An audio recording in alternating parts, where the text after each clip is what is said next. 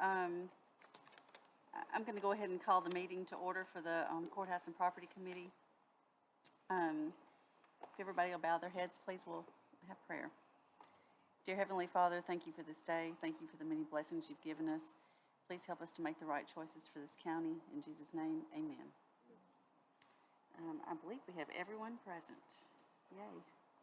The first rule of business is the minutes approval for December 20th for the Courthouse and Property Committee minutes. Move to approve. Okay, all in favor? All opposed? Okay, next is codes, and I have those reports. I just have not passed them out.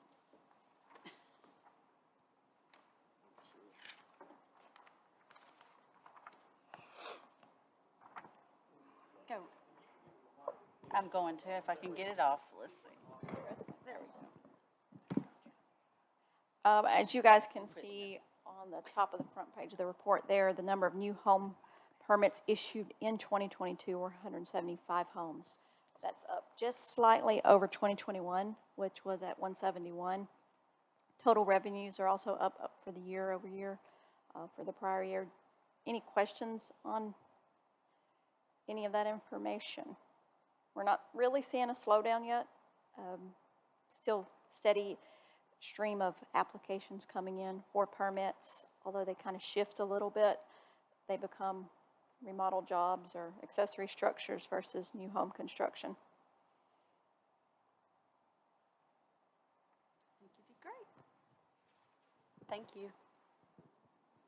Okay, planning and zoning. I don't know if I'm too close to you guys or not. You're good. Of course, my report, you guys have a copy of my report, or you should have a copy of my report. One thing I do want to do tonight is introduce you guys to my deputy. He's here with me tonight. He doesn't normally come to these meetings, but I do want to talk a little bit about some of the things that he's been doing. One of his responsibilities is in our department is mapping. And of course, our goal for many, many years is to be able to put custom maps online on the county's webpage under the planning department, so that people have visual information tools to be able to make better decisions when it comes to investing in property or buying property for the possibility of building homes or whatever, or even commercial property where they're looking for property that's zoned a particular way. And having that sort of access to that information instantly is enormously beneficial to especially realtors and people that are in the business, builders especially. But we can't discount the importance to the average person who's out there just looking for a piece of property to build a home on as well. Another thing that, of course, one thing I will say is after years of struggling with towards this goal, because it's an enormously complicated process, Blake Burleson, he's my deputy, Blake was able to get our zoning map not only completed and online and available to the average Joe online, but it's a very searchable document as well. And you can put your address in there, you can put a map and parcel number in there, you can search it a number of different ways. You can also search visually. It's a visual map, so you can zoom around and hover in and zoom out and that kind of thing. The next round, one thing we're almost complete with now is flood maps. We want to give people in the county an opportunity to be able to visually look at their property and see how maybe how it is or isn't affected by flood zones or floodways. Also, for future investment purposes, same thing. You always want to know that kind of information. We will be, if you go to the county's website to the planning department's page, you'll see that there's a lot of inactive links, and all of those things are things that we have in the works about to be placed on the page. So again, the goal is just to provide a lot of useful information, a lot of visual information that it's difficult for some people to, it's difficult to convey to some people, and if they have to read it, sometimes it's better that they can just look at it. And so that's, hopefully that ends up being a great tool for the public. And I wanted to introduce you to Blake. He's been responsible for that. Anybody have any questions about the report? Yeah, with the 6-month moratorium, how is that going to affect the fees collected? How is that going to impact that? It will affect it for subdivision applications. It won't have an enormous impact on it because we're only putting a moratorium on PUDs and major subdivisions. So although we do occasionally get major subdivision plans, we don't get a whole lot of PUDs. But it won't impact the traditional 5-lot or less subdivision plans, which we get quite often every week. So it shouldn't affect a whole lot.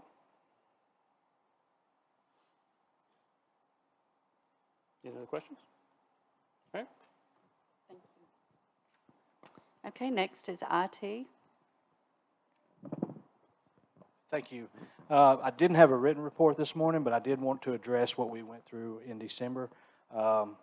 We went through a flood in our department. The building, I was contacted by one of my systems, notified us that it wasn't working properly on Christmas Eve. So in normal fashion, we went ahead and remoted into the system securely to check out the server, and the status of it was not looking right. So I came into the office, and when I arrived, there was a lot of flooding taking place in my office. It was quite extensive. The water got most of my equipment. All of my equipment in my office was damaged, and the furniture and the flooring and the wall, and so we quickly moved those systems that we had in my office to another location in the building. After I contacted the fire chief, Mark Thomas, and also contacted maintenance supervisor Tim Leverett, and they came on site to help me.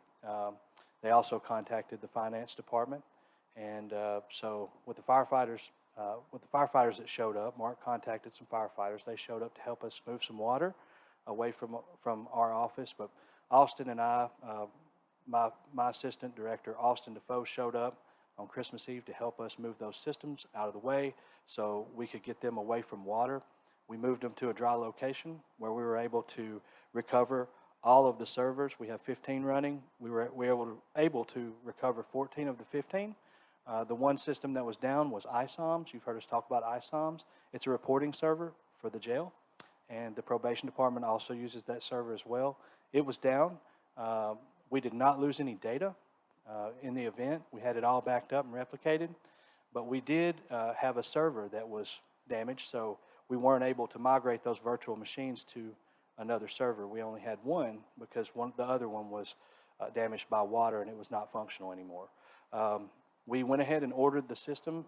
We rebuilt the server as soon as we could get the parts in. It being a holiday, it was difficult to get vendors to ship the parts that we needed to rebuild the server. So the system, ISOMS, was down for 12 days.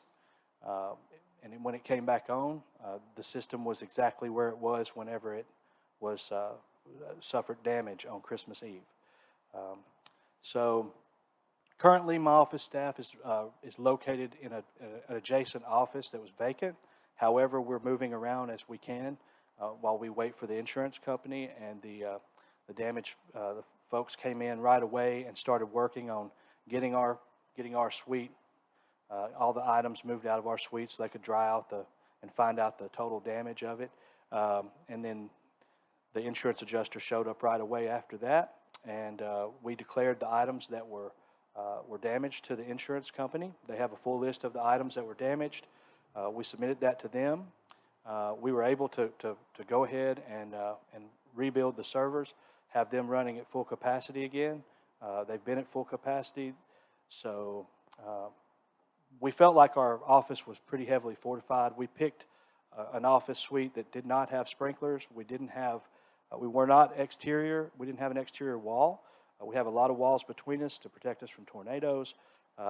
We were right next door to the fire department administrative staff, so we feel like we're pretty good on fire. What we did not plan for was a water break in an office above us, adjacent to our office, but above us in another suite. So our office took most of the damage on the bottom floor, as well as the Suite 110 conference room, which you're familiar with, some of you. But that's about what I have on that. I'll be glad to answer any questions. I'm sure you probably have some. So. Does anybody have any questions? No? Thank you. I know that was stressful for you and everyone else that helped you.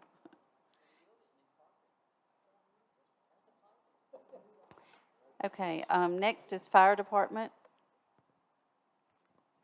Madam Chairman, you have my report in front of you. I don't have anything to add to that report as other than, we had these are unaudited numbers of the 1384, so we're in the process. As soon as the National Fire Protection Association sends us the form, we'll audit those numbers and get our dollar losses and all that. We have to report to them and the U.S. Fire Administration.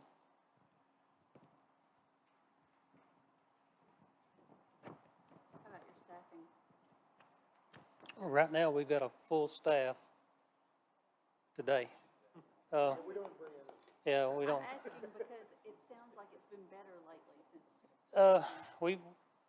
It's been up and down. I mean, I think this is the first month that we've had a full staff, and we're working on some different policies right now to maybe help retain some of the staff that we have. So.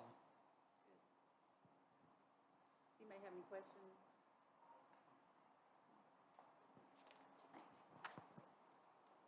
Okay, GIS.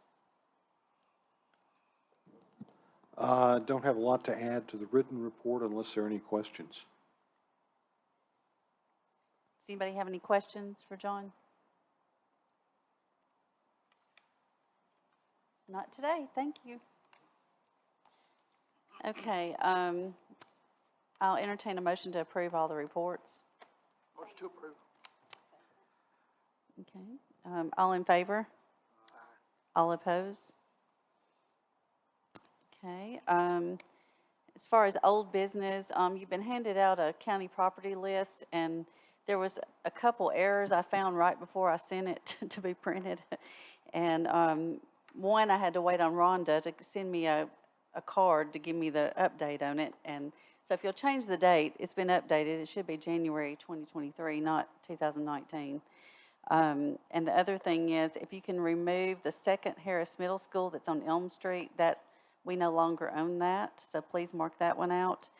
And the one thing that was not listed on here is something that I believe our mayor is about to talk to us about, is the HMS gym and field house. And I can tell you if you want to write it in underneath all the schools, just HMS, the old HMS gym and field house, it is Group E, and it is Control Map 078P, and it's 1.0 under parcel, and the current value was $165,600. Now, you may find something else that we've made an error. I did my best. I went through everything Rhonda gave me that was county property. I tried to make sure it was on here and updated. There is no doubt there could be some errors, but it's a lot. So if anybody finds anything that we missed, just let me know. There was one question I had, and I figured it out. I had sent something to Mark Thomas and had asked Rhonda about it too, and it was on the, let's see if I can find it.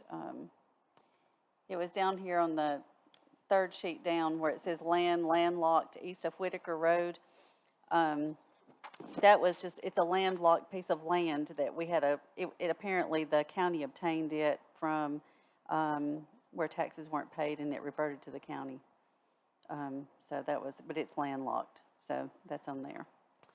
So everybody has a copy, and if anybody wants another copy, I have it here, or we can have it emailed to you. I'll tell you what, I'll just correct what I just said out loud, and I'll email it out. How about that?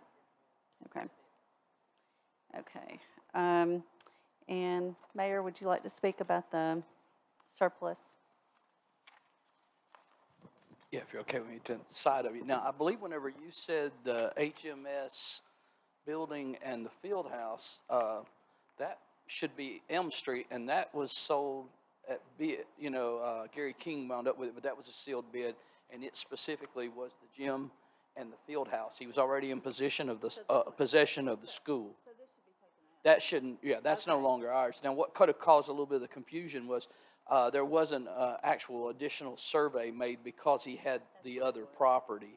And so it may have not, but that went through committee and commission approval, and the county attorney, drew up the description or whatever the right term is for that. So that one should be no longer ours. I'll fix it and email it out. There you go. And if you can send it to our office, we can send it out if you like, or however you would want to do it. We will do that for you. And we can even do hard copy and mail if you wish on that. What I did want to put under new business for you guys, if that's where you're at on this, is we talked about, I updated you guys a month or two ago about trying to figure out how best to move forward on the old jail, not the historic jail, but the jail that we just decommissioned, you might say, last year. Originally, I thought that I was going to have to see how to salvage or have somebody come in and gut it before it could be removed. It's been brought to my attention that we can actually bid for someone to give a dollar value positive on our side for the contents inside, and then a bid in that same package to demolition it and haul it off. Talking with Robert, my understanding is technically the commission needs to declare it surplus so that we could go to bid on that. Now, we don't necessarily have funds set to be able to do this just yet, so it would probably need to be in next year's budget, unless for some reason it's fairly much a wash between what they think they can get for what's inside it versus what it would take to tear it down. But we don't know that. We need that number to be able to understand whether we want to do that or not. But I'd say that whole story to say to you, it would still have to come back to the commission, because at a minimum, there would have to be a budget amendment to do the project, and it's highly likely that it would need to be added as consideration for the next budget year. So you're going to get another chance to see it and get an idea what it's going to take to take it down. But to be most correct, we should declare it surplus, which has been the standard way we've done. We did the same thing with the gym. We've done the same thing with all the other properties that we've ultimately disposed of. So that doesn't mean we sell it tomorrow, but it puts us in the right position to act on it if the stars line up. So what do we need to do? Ideally, I'd like for somebody to make a motion to send it to the commission to be surplus for I'll make proper that for motion. proper disposal. I'll Maybe make we that need to motion say for it like that. surplus, yeah. Okay.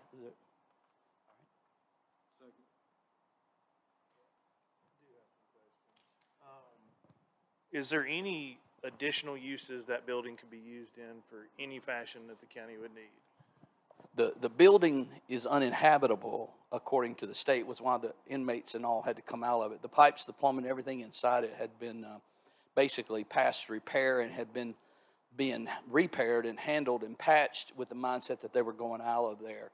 Now, the property itself, I don't believe that the commission had any real vision, as far as I knew, about selling the property, just simply getting the property back at original state, you might say green space, however you'd want to say that, for the potential use for county needs for the future.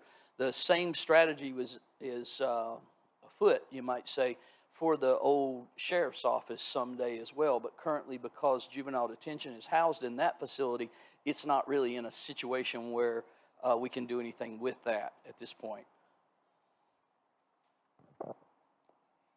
Yeah, do we have any idea, I mean, rough estimate of cost? Because, I mean, I assume there is some remediation of asbestos and things like that that's going to have to be dealt with, and that, I'm not sure. I'm not positive. Correct, and that's why if we declare it surplus, then we can go out to bid for that to be assessed. It does not mean that the county awards the bid or actually does anything with it, but my understanding is to be most correct, we got to get the property in the right status to go to bid to find that out. But we can, but obviously can reject bids or not act on it. And again, we don't have a large sum of money set aside to demolition that thing. We've got to figure out what the options are on it. But I'm thinking the same way you are. I don't know. And my understanding is if we were to bid it as you're responsible for everything outside, inside, and if there's some value in it, tell us what you would give us for those things, and then let us see how that computes. Because I don't know the answer to that either.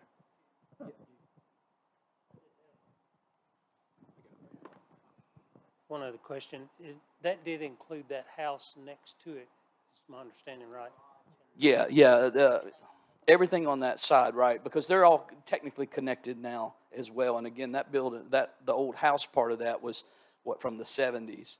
And the way it was chopped up and beat up before they rolled out of there, because I think the whole jail administration was basically in there, although it had been the sheriff's office many years prior to that. So it's got dips and waves, and it's been chopped up too. But I think the commission's thought was the value was to get control of the property before somebody gets in there and gets hurt, which could be a real problem for us, as well as get the space reset so the commission has something then to think about and look at for the future, whether they want it to be a part of enhancing downtown or actually potentially something needing to be constructed on there someday. So this is really just the step to get us in motion to find out and do our due diligence. But again, there's not money appropriated, so I couldn't act without coming back. There's going to have to be a budget amendment at a minimum. Probably would need to be something that would be put in the budget for consideration for the next coming year, which is right around the corner, by the way.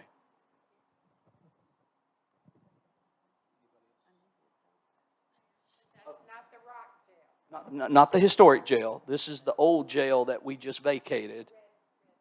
Right, correct.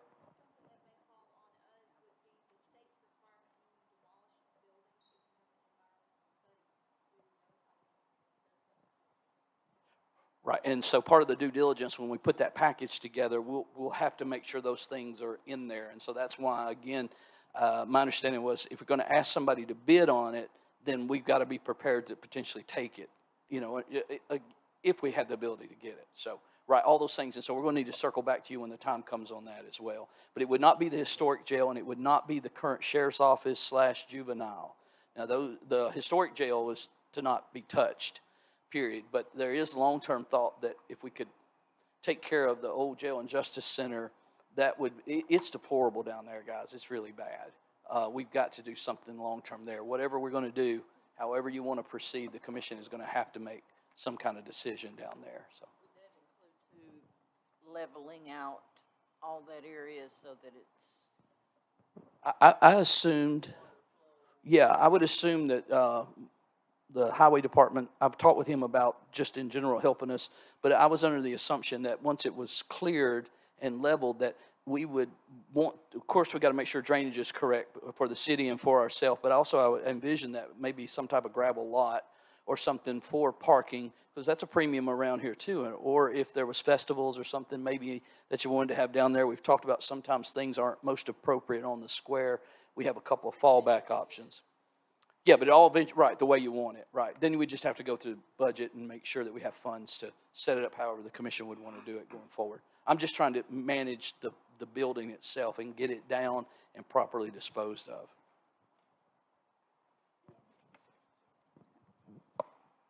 Okay, we have a motion and a second. All in favor? Aye. All opposed? Okay. Hey, and back to the old business on the county property list, there's another, I don't know what I was thinking when I talked to Rhonda. I guess I was having one of those days, but I meant to ask her for the card for the alternative school, because it's the one that's not on here, not the gym. So I had that messed up. So I'll get it fixed, and I'll get it updated with the right date on it and get it all right and get it to you, hopefully by tomorrow. Does anybody have any other new business? Okay. I have some new business. Just a question. Since everybody's here that's might have some ideas. There's been some social media things about trash, just in lots or something, just kind of building up, people putting trash somewhere. Anybody got any ideas what we could do with that? If it's, it looks like we could do something about just somebody dumping trash.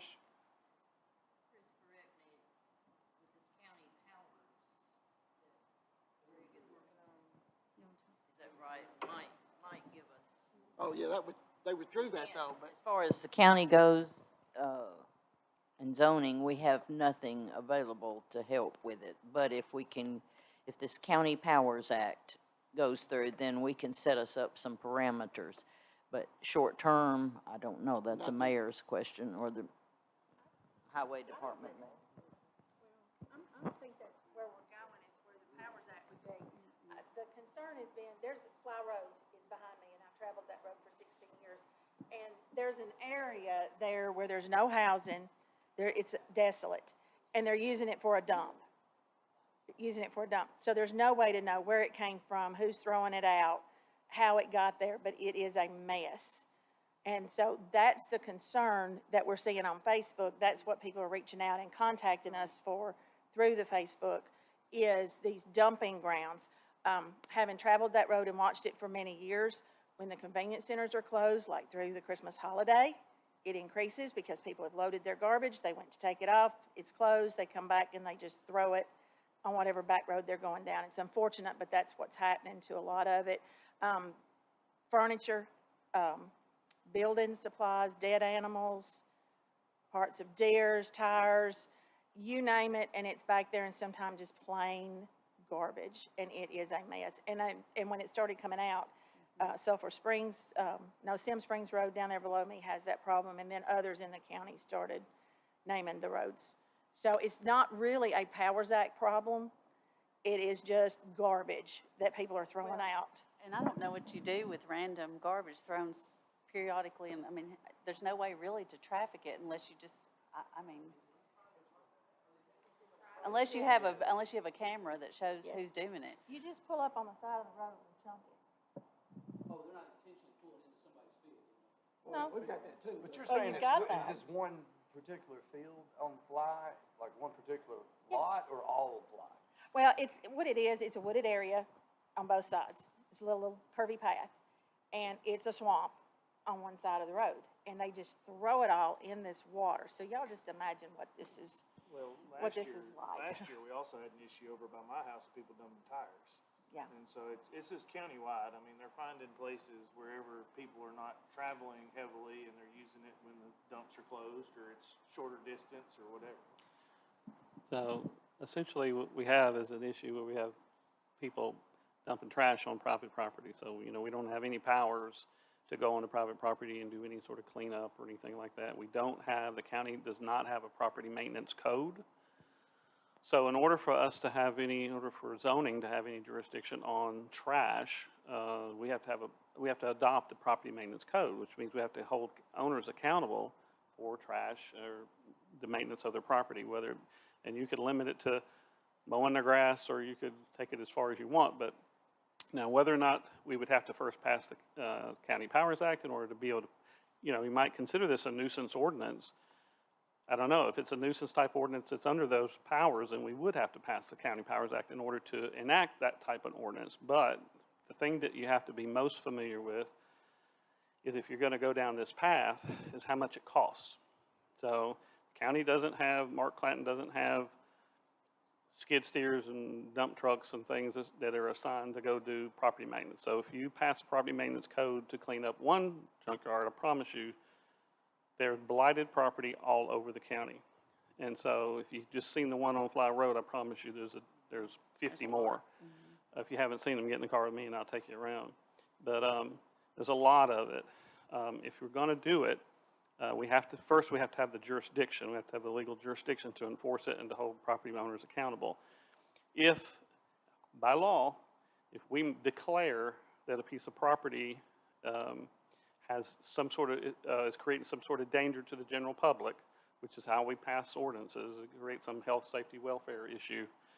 If we do that, and we give a person 60 days, 90 days, whatever we give them to clean it up, we have to hold ourselves accountable at the same exact amount of time. So if they don't clean it up in 90 days and we warn them a couple of times and they do nothing, we have to do it, which means we have to be prepared to go out there with a team of people, the equipment, dump trucks, that sort of stuff, to clean it up ourselves. And then the only way that we can pay ourselves back for that is to put a lien on the property. So you're talking a budget, an entire budget for an entire division of people that clean up property, because once you do the first one, you're going to get complaints every day, all year long, and you'll be doing it all the time. You're going to have to pay for the cleanup, you're going to have to pay for the equipment, you're going to have to pay to put it in the dump with the tipping fees. You're going to have to pay more attorney's fees for the county attorney to be able to file these lawsuits against people to try to recoup our money back. It's an expensive endeavor. Wouldn't you also have to have code enforcers you would have to hire to monitor? Yeah, I mean, it's a lot. So it, You're punishing is the homeowner that's getting it dumped on. I mean, right. that's the problem with it is you're not hurting the offender, you're hurting the people who they're dumping it on, and they're the ones who's reaching out to us for help, and now we want to, you know, bring up something to charge them. I mean, I just think that that's going a little far with That's extreme. I mean, if The o- if the the only thing property is, owners we don't have would any report it. jurisdiction to do anything. So if you don't pass a proper code to enforce, then nothing can be done, other than the occasional deputy seeing somebody throwing some trash out on the side of the road and getting them for littering. That's not gonna solve the problem that you're talking about, so. We have several of the law enforcement committee members here. If y'all wouldn't mind bringing that back up during your meeting to ask the sheriff what we could I do. do know that some of the deputies have, gone through some of the trash and found names, contacted those people. Yeah. Now, where it went from there, I don't know, but I do know that a lot of times they'll look at the trash and see if they can get a name, contact them, tell them come through. Yeah, because to me, it sounds more law enforcement than what we need to be worried about, because we're just, anything we can do is only punishing the homeowner. I think this is something that if y'all wouldn't mind on the law enforcement committee bringing that up to the sheriff as something to see if there's a remedy that he might have. Yeah, they already know. Yeah, I mean, it's just a right-of-way problem. It's not a property owner's problem. It's the right-of-ways of the roads. Mr. Maddox had a comment or question. Commissioner Maddox.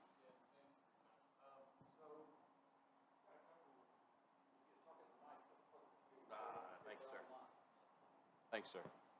So just a couple of questions, and I think probably Commissioner Thomas would know, but do we have a cleanup crew for the sheriffs?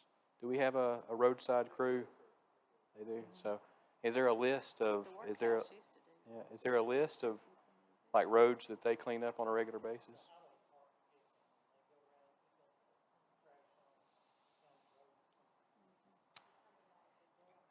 The workhouse used to Yeah. do it.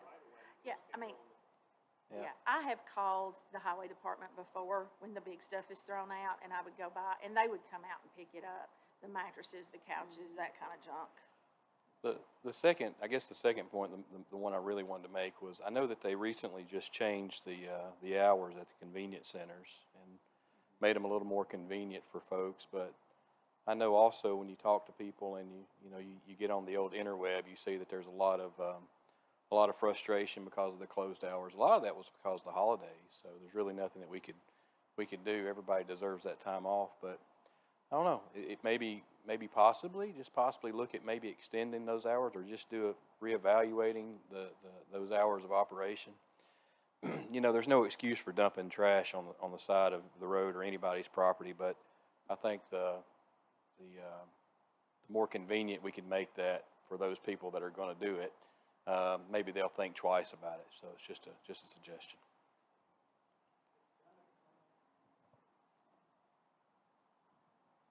For the newer commissioners that hadn't been around, when I got here 4 years ago, basically the convenience centers were set up like they were when they started it in the 80s, and really not much expansion, maybe adding a box here or there. We made some significant investments, over $2 million, I think, when it was all said and done, to bring in new compactors that will actually let the furniture be in the compactor, because even for myself, prior to being the mayor, and even after, I guess you might say, but if you did try to be responsible and get your couch in the back of the truck, and you're going to go on Saturday to dump it because your grandkid helped you put it in the truck on Friday, most of the time the furniture bins were full, and so they're going to turn you away.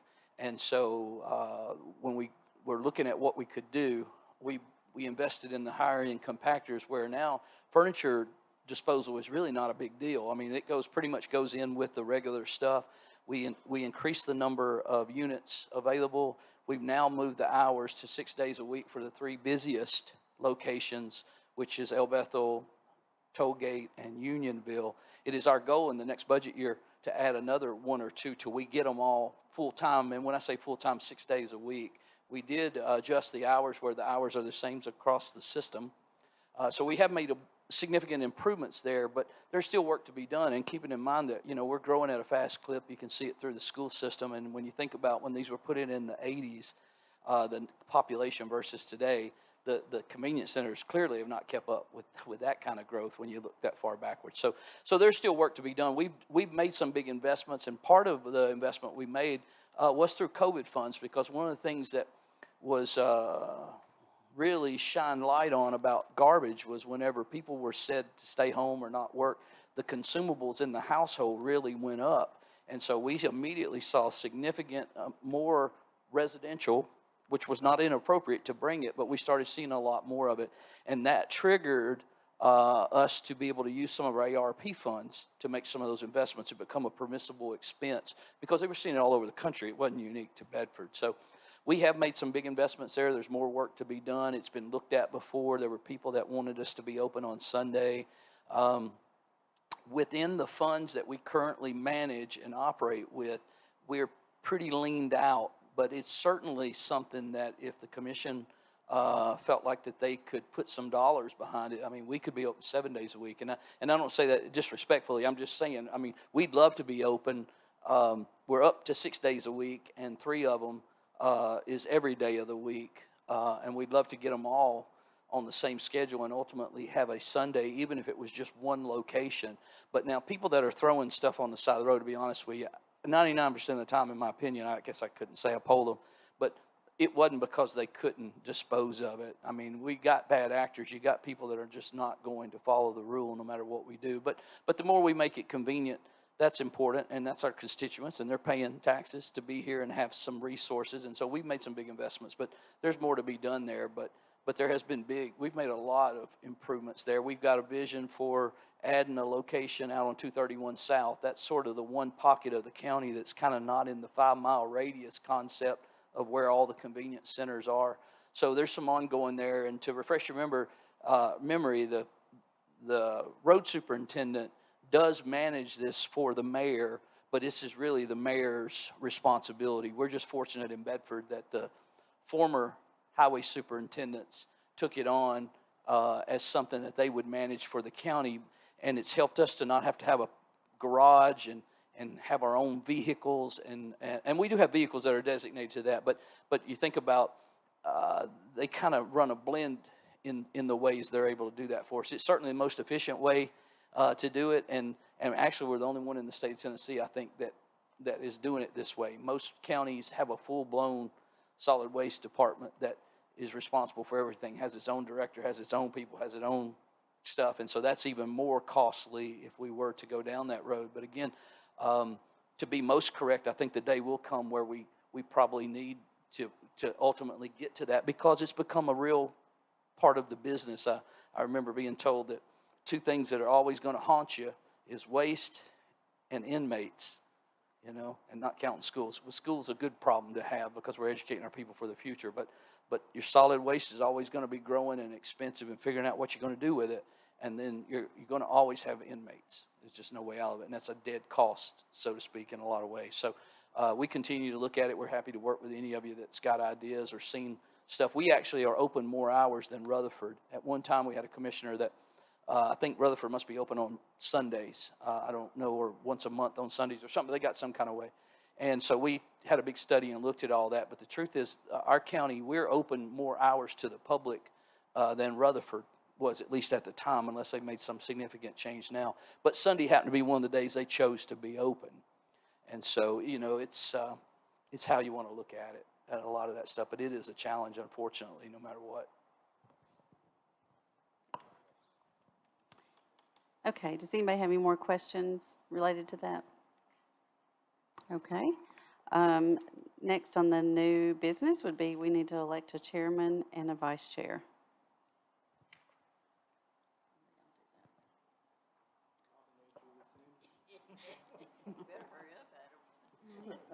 I'll second. Okay, all in favor? All opposed? And a vice chair?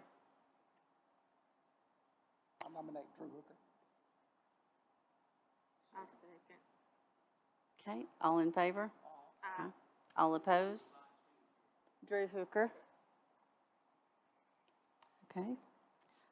Does anybody have any other business before we close? Okay, I'll entertain a motion to adjourn. Motion adjourned.